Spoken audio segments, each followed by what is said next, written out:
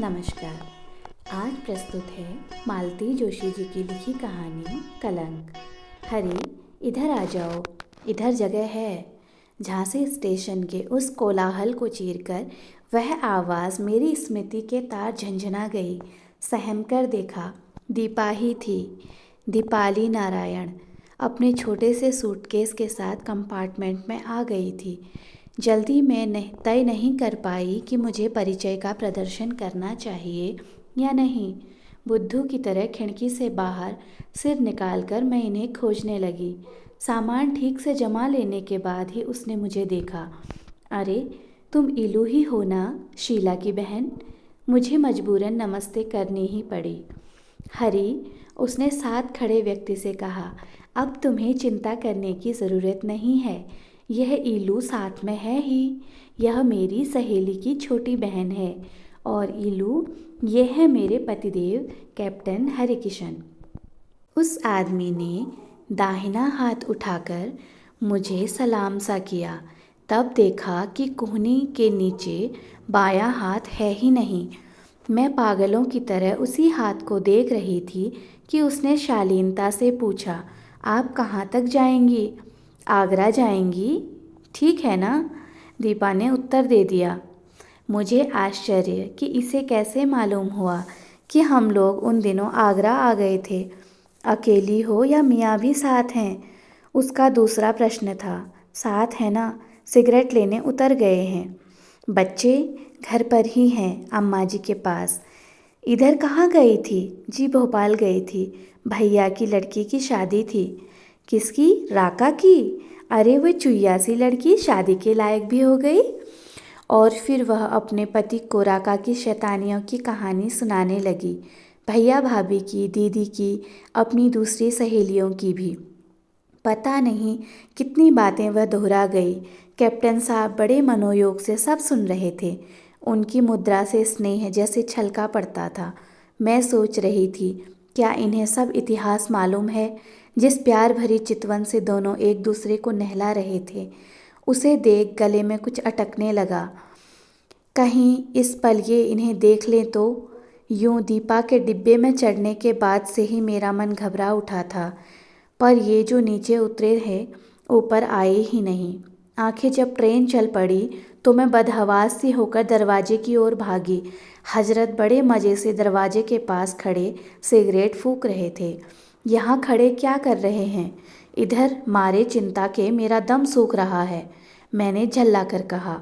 उन्होंने मेरी ओर इस करुण दृष्टि से देखा कि बाकी बात मुंह में ही रह गई। यह तो दिल्ली तक जाएगी, तब क्या यहीं खड़े रहेंगे?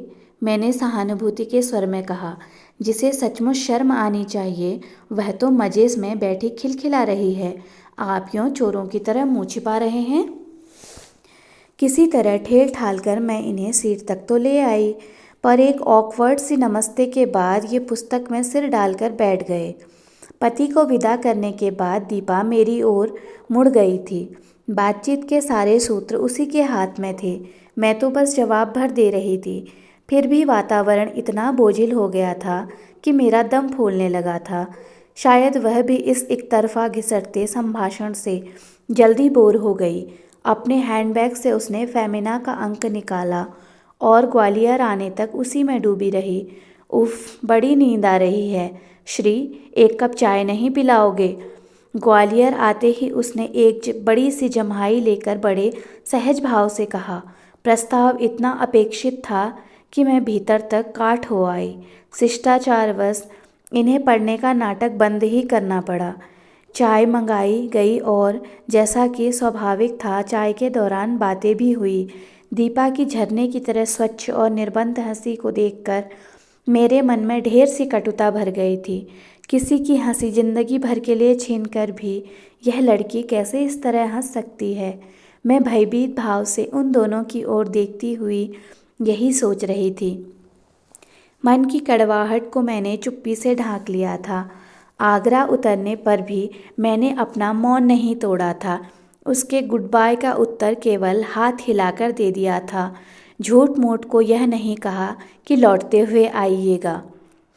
यह तो घर लौटकर ही जाना कि दीपा को मैंने चाहे उपेक्षित कर दिया हो, पर उसकी छाया बिन बुलाए ही साथ चली आई थी। बड़ी बूढ़ियों से सुना करती थी कि अक्सर सौत की अतृप्त आत्मा पति पत्नी के बीच दीवार बनकर खड़ी हो जाती है। ऐसे अंधविश्वासों का अक्सर मखौल ही उड़ाया जाता है, पर अब लगने लगा कि लोग शायद ठीक ही कहते होंगे। जीवित व्यक्ति का प्रेत अगर मनुष्य को पत्थर बना सकता है, तो मृत आत्माओं की सामर्थ्य किसने देखी है। ट्रेन में बैठकर सोच रही थी कि मेरी अग्नि परीक्षा सफ़र के साथ ही समाप्त हो जाएगी, पर वह तो जैसे शुरू हुई थी। दीपा की यह अनअपेक्षित मुलाकात मेरी सारी तपस्या पर जैसे पानी फेरने को उतारू हो गई थी। एक बार फिर से ये अपने अतीत में खो गए थे और वहाँ से सकुशल लौटा लाने का काम फिर मुझ पर आ पड़ा था। शादी के बाद से यही तो कर रही थी, लेकिन शुरू के दिनों में जो उत्साह था, त्याग की भूमिका थी, वह अब नहीं रह गई थी। अब तो सिर्फ एक मजबूरी का एहसास था, साथ रहने की मजबूरी। लेकिन शिकायत की गुंजाइश कहाँ थी। मैंने स्वेच्छा से ही तो इस भाग्य का वरण किया था, अपनी मर्जी से ही तो आंचल में कांटे भर लिए थे।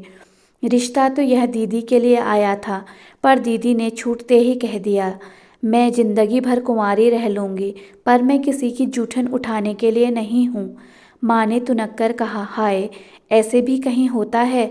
वह कलमुई उसका हाथ छोड़कर भाग गई, तो क्या लड़का जिंदगी भर कुंवारा बैठा रहेगा। तो ठीक है, दुनिया में हजारों लड़कियां अनब्याही बैठी हैं, मुझे आप लोग बख्शिए। दीदी ने फैसला सुना दिया। तब पता नहीं कहाँ से मुझ में बल आ गया। सारी लाज शर्म एक ओर रखकर मैंने कहा, दीदी, माँ से कह दो मैं इस शादी के लिए तैयार हूँ। दीदी तो देखती ही रह गई। ईलू, पागल हुई है क्या? तुझे कुछ मालूम भी है? सब कुछ मालूम है मुझे, इसी से तो कह रही हूँ। प्लीज़। मेरी इस आश्चर्यजनक प्रार्थना को दीदी विस्मित होकर सुन रही थी। और उनका दोष ही क्या था? अपने किशोर मन का रहस्य मैंने उन पर प्रकट ही कब किया था। फर्स्ट ईयर स्कूल की हैसियत से जब कॉलेज में पांव दिया था, तो उस रंगीन अलमस्त दुनिया की चकाचौंध आंखों में भर गई थी। रैगिंग का इतना घिनौना रूप इन दिनों नहीं था। तिस पर एमए फाइनल में पढ़ने वाली दीदी का अभय हस्त सिर पर था, इसीलिए कॉलेज लाइफ खुले दिनों दिल से एंजॉय करने में कोई रुकावट नहीं थी। उस आकर्षक संसार में जितना कुछ जानने योग्य था, मैंने जल्दी ही जान लिया। प्रिंसिपल के तकिया कलाम से लेकर कॉलेज कैंटीन की माया बाटी के स्वाद तक सब मुझे याद हो गया। उन दिनों सबसे टॉप पर थी एक प्रणय जोड़ी की चर्चा, दीपाली और श्रीकांत। दोनों ही दीदी के क्लासमेट थे, इसीलिए मुझे हमेशा फर्स्ट हैंड न्यूज़ मिला करती थी। उसके बल पर मैं सहेलियों में खूब रौब झाड़ा करती थी। दीपाली उन दिनों मेरा आदर्श थी। उसका रूप, उसका रंग, उसकी हेयर स्टाइल, उसका डील डॉल, उसकी वक्तृत्व शक्ति, उसकी बातों का लहजा, सभी मुझे अद्भुत लगता। उसका साथी भी लगता, जैसे ईश्वर ने दोनों को तौल कर ही बनाया था। बुद्धि, रूप, गुण, कहीं भी कोई 19 नहीं था। दीदी ने बताया था कि फाइनल का रिजल्ट आते ही दोनों शादी कर लेंगे। मुझे ताज्जुब होता, भला रिजल्ट तक रुकने की क्या ज़रूरत है? फर्स्ट क्लास तो कहीं गया ही नहीं है। पढ़ाई और एक्टिविटीज़ के साथ दिन मज़े से गुजर रहे थे। सोशल गैदरिंग तो मानो सारी खुशियों का क्लाइमैक्स ही थी। उसका नशा उतरने में भी 4-5 दिन लग जाते। मैंने कई कई प्रतियोगिताओं में भाग लिया था। बाद वाले दिनों में अचानक एक दिन अफवाह सुनी कि श्रीकांत और दीपाली दोनों कॉलेज छोड़ गए हैं। हॉस्टल की लड़कियों ने बतलाया कि दीपा अचानक हॉस्टल से गायब हो गई है। किसी ने कहा कि श्रीकांत और दीपा में झगड़ा हो गया है। किसी ने कहा कि श्रीकांत ने दीपा को किसी और के साथ देख लिया था और उससे संबंध तोड़ दिए। इन अफवाहों की प्रतिक्रियाएं हुई, लेकिन सहानुभूति अक्सर श्रीकांत के ही साथ थी। उसके अंतरंग दोस्तों ने बताया कि वह लगभग विक्षिप्त सा हो गया है। दिन भर अपने कमरे के भीतर से चिटकनी डालकर चुपचाप बैठा रहता है। ये सारी बातें सुन सुनकर मेरा भावुक मन तड़प जाता और दिन में कई कई बार उसके लिए कह उठती, हाय बेचारा। सहेलियां अक्सर चुटकी भी लेती कि हाय, कोई उससे जाकर कहे, इतना मायूस मत हो श्रीकांत, आशिक तेरे और भी हैं जमाने में। तब नहीं जानती थी कि सचमुच मैंने अपने अंतर मन में उस भग्न हृदय युवक की मूर्ति प्रतिष्ठित कर ली है। एक नारी द्वारा किए गए अन्याय का परिमार्जन करने के लिए हृदय प्रतिज्ञा कर बैठा है। 3-4 साल बाद जब दीदी के लिए यह रिश्ता आया, तब सारी बातें मन में फिर से जाग उठी और मैंने वह आश्चर्यजनक प्रस्ताव कर लिया। इससे भी ज़्यादा आश्चर्य की बात तो यह थी कि माँ और भैया ने मेरे इस निर्णय पर खुशी ही जाहिर की। घर वर दोनों अच्छे थे, फिर वर पक्ष की कुछ मजबूरी थी। वे लेन देन, स्वागत सत्कार में मीन मेख निकालने की स्थिति में नहीं थे। लड़की वालों को ऐसा सौभाग्य हमेशा थोड़े ही मिलता है। शादी खूब धूमधाम से हुई। दीदी सारे समय गुमसुम बनी रही। सब लोगों ने यही समझा कि छोटी बहन के पहले ब्याहे जाने की वजह से वे मायूस हैं। उनकी ओर ज़्यादा ध्यान देने का किसी को अवकाश भी नहीं था। ससुराल में मेरे स्वागत में जो अतिरिक्त उत्साह दिखाया गया, उससे यही लगा कि इस विवाह की आशा सब लोग लगभग छोड़ ही चुके थे। जिस व्यक्ति के लिए मैंने इतना बड़ा रिस्क लिया था, उसके मन की थाह पाना भी मुश्किल था। लेकिन मैं तो कमर कसकर आई थी कि उसकी गंभीरता का कवच भेदकर मैं प्रवेश पा लूँगी। उनके उपेक्षित हृदय को नए सिरे से संवारकर अपने लिए आसन गढ़ लूँगी। इस कठिन कर्तव्य को पूरा करने के लिए मुझे पत्नी की, प्रेयसी की भूमिका छोड़कर माँ बनना था।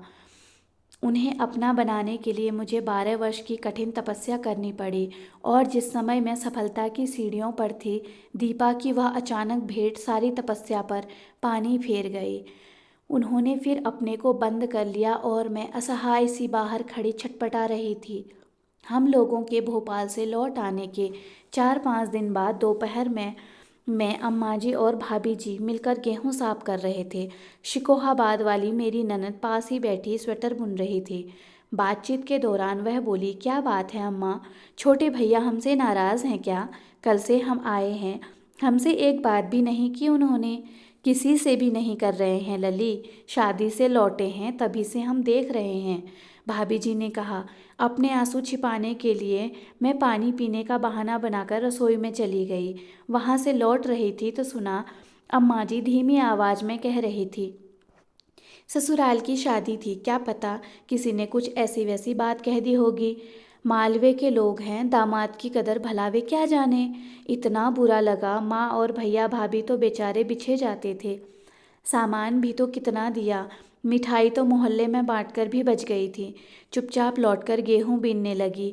कुछ देर बाद बड़े ही सहज भाव से मैंने बतलाया, इस बार रेल में दीपाली मिल गई थी। सब लोगों की जैसे सांस अटक गई। बड़ी देर बाद अम्मा जी की आवाज़ आई, वह उल्टा, तभी तो।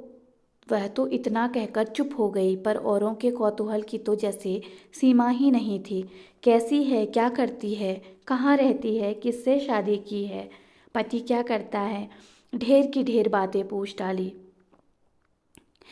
वही तो नहीं है जिसके साथ भागी थी ना? ननद ने कहा।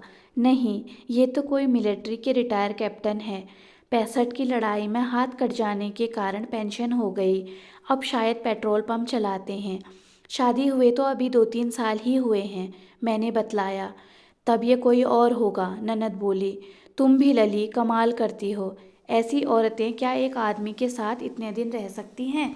पता नहीं इस बीच कितने घर और कर लिए होंगे। अच्छा हुआ जो हमें बदनामी देने से पहले हमारा पीछा छोड़ गई, भाभी जी ने कहा। भगवान जो करता है अच्छे के लिए ही करता है, अम्मा जी ने पता नहीं किस देवता के हाथ जोड़ते हुए कहा। मुझे लगता था कि हम लोगों को देखकर वह झेप जाएंगी, पर वह तो इतनी हंस हंस कर बतिया रही थी कि बस। मैंने अपना संचित रोष उड़ेलते हुए कहा। आगे भी बहुत कुछ कहने की इच्छा थी कि दरवाजे की ओर देखकर शब्द मेरे मुंह में ही जम गए। अंगारे की तरह आंखें लाल लिए वे खड़े हुए थे।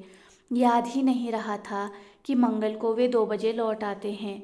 और कोई विषय नहीं है तुम्हारे पास बात करने के लिए, वे गरजे।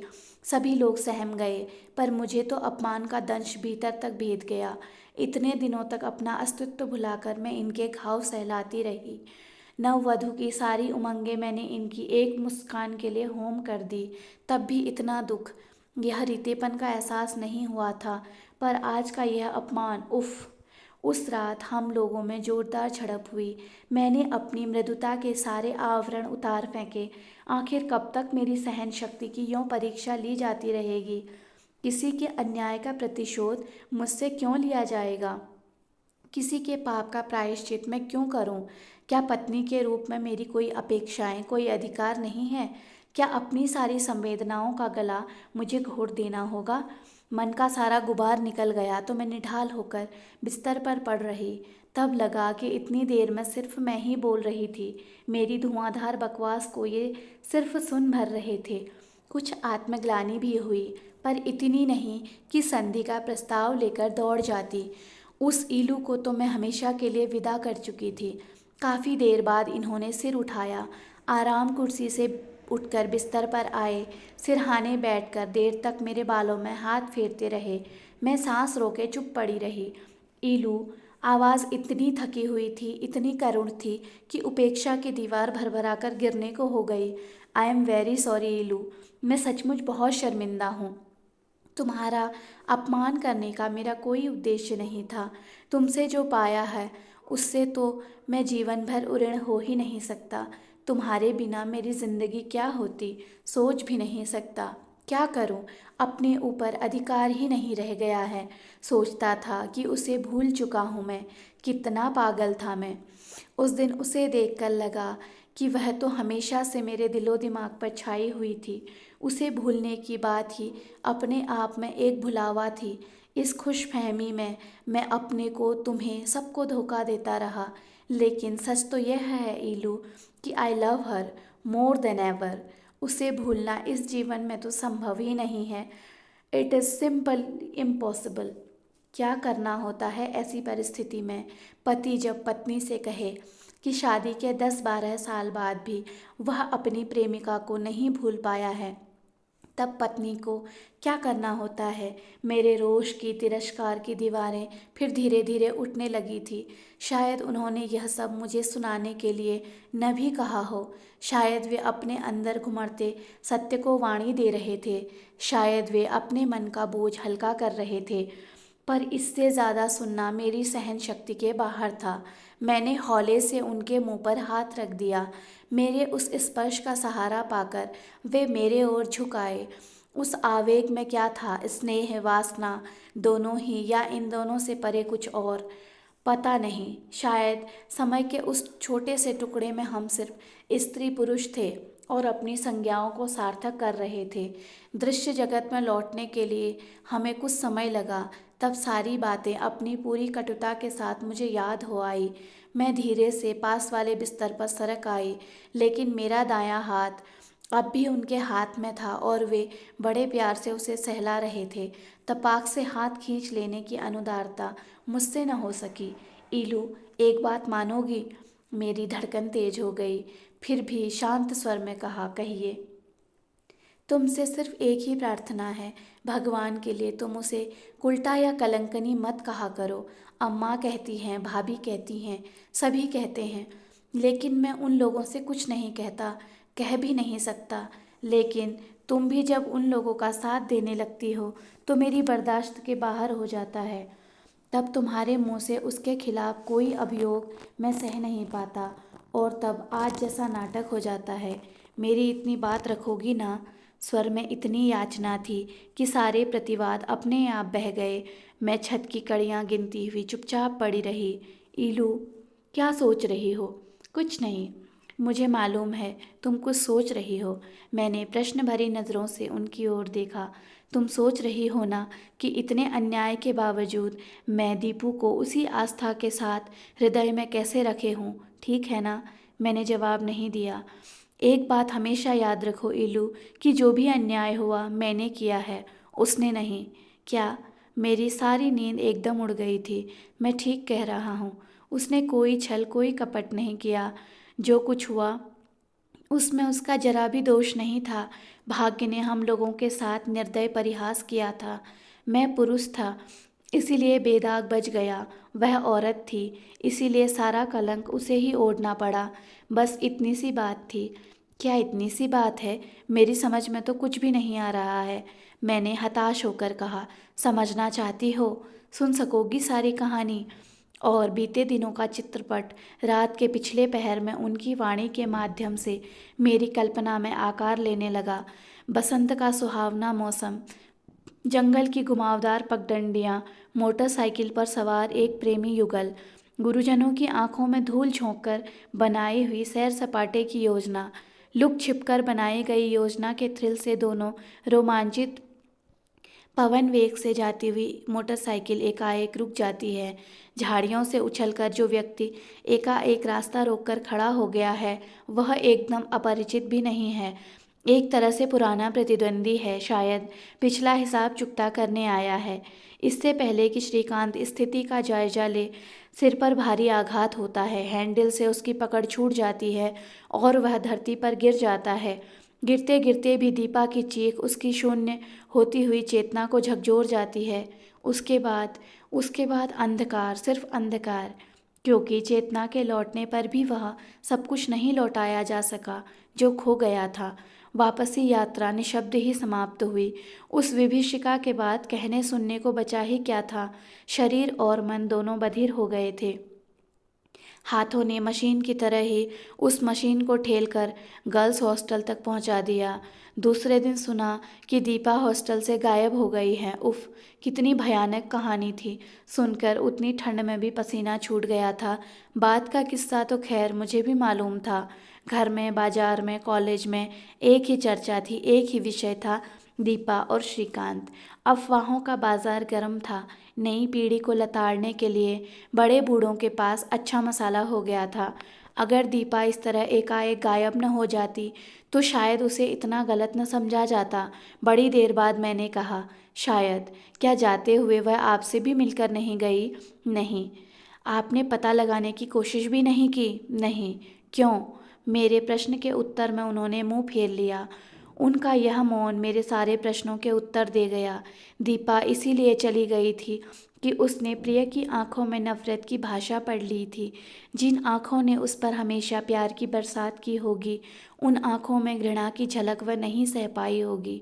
लेकिन वह तो संपूर्ण तन मन को विश्वास के साथ उन्हें सौंपकर गहन वन में चली आई थी। उसकी रक्षा का भार किस पर था? अगर रक्षा नहीं कर सके तो तिरस्कार करने का भी उन्हें कोई अधिकार नहीं था। इस विराट विश्व में अकेली पड़ जाने वाली उस असहाय नारी के प्रति क्या उनका कोई कर्तव्य नहीं था? सुनिए, उस व्यक्ति का क्या हुआ? मैंने अपने विचारों को स्वर दिया। किस व्यक्ति का? ओ, समझा, मुझे नहीं मालूम। दरअसल मैंने ख्याल भी नहीं किया। मैं तो उन दिनों पत्थर हो गया था। लेकिन उसे कोई सबक तो मिलना ही चाहिए था, और यह काम आपको करना था। किसके लिए करता मैं ये सब? उससे मेरा खोया हुआ संसार तो लौटने वाला नहीं था। और आप भी कह रहे थे कि दीपा अब भी आपके दिलो दिमाग पर छाई हुई है। उन्होंने आहत होकर मेरी ओर देखा। और आप यह भी मानते हैं कि जो कुछ हुआ उसमें उसका कोई दोष नहीं था? मुझे शब्दों में पकड़ने की कोशिश मत करो ईलू, उन्होंने बेजारी से कहा। यह सच है कि दीपा को आज भी मैं उतना ही प्यार करता हूँ, लेकिन यह भी सच है कि उसे पत्नी रूप में पाने की कामना उस दिन सदा के लिए मिट गई थी। और उन्होंने हाथ बढ़ाकर मुझे अपनी ओर खींच लिया। मुझे लगा कि इस आदमी के बाहुपाश में अब मैं कभी रोमांचित न हो सकूंगी, क्योंकि नारी समर्पण करती है पौरुष के सामने, पराक्रम के सामने और साहस के सामने। और यह व्यक्ति, यह अपने विश्वास की रक्षा न कर सका, यह अन्याय का प्रतिशोध न ले सका, और तो और उस निरीह नारी पर लगाए गए गलत सलत आरोपों का भी प्रतिवाद इससे न हो सका। छी, कायरता की भी कोई सीमा होती है। और उस दिन मैं दीपा को उन्मुक्त आचरण के लिए दोष दे रही थी, उसे तिरस्कार से देख रही थी, लेकिन अब लगता है कि गलती पर हम थे, वह नहीं। किसी के पाप का बोझ लेकर क्या वह हमेशा ही पत्थर बनी रहती? उसे कोई राम पावन कर गया था। जिंदगी की हारी हुई बाजी उसने बड़े यत्न से फिर जीत ली थी। जिसे मैं निर्लज्जता समझ रही थी, वह उसका विजय दर्प था। अपनी खुशियों पर इतराने का उसे पूरा हक था। ये खुशियाँ अनायास ही कोई उसके आंचल में डाल नहीं गया था। कंटीली राहों से होकर उसने खुद ये फूल चुने थे। नफरत करने का, तिरस्कार करने का हक तो उसका है, दीपा का। वह जरूर उस व्यक्ति का तिरस्कार करे जो जिंदगी का हर दांव हार गया है, जो अपनी भावनाओं के जंगल में खोया है, जो न ढंग से प्रेम करना जानता है न घृणा। तुम्हें पूरा अधिकार है दीपा कि तुम उस व्यक्ति का धिक्कार करो, लेकिन दीपा कभी उसकी अभागी पत्नी का तिरस्कार मत करना, क्योंकि यह अभिशप्त जिंदगी उसने अपने जिस आस्था के साथ वर्ण की है, वह आस्था अब भी कायम है। पहले सिर्फ पति का दुख बांटने की बात थी, अब इस कलंक का बोझ भी वह साझे में ढोएगी। इसके सिवा उपाय ही क्या है? कहानी सुनने के लिए आपका हार्दिक धन्यवाद।